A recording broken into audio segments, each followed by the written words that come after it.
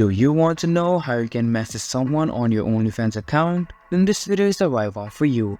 Hello and welcome to our YouTube channel Quick Guide, and today I'm here with another new video to show you guys on how you can message someone from your OnlyFans account.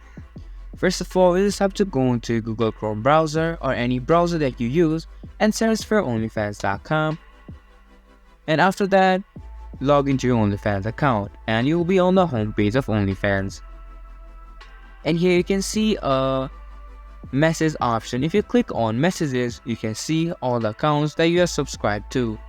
But right now, as this is a new account, I have subscribed to no one, so there is no any accounts showing right now. But if you have subscribed to people or accounts on your own OnlyFans account, those people will appear here. If not, you can just search for them, just type in the name and it will appear.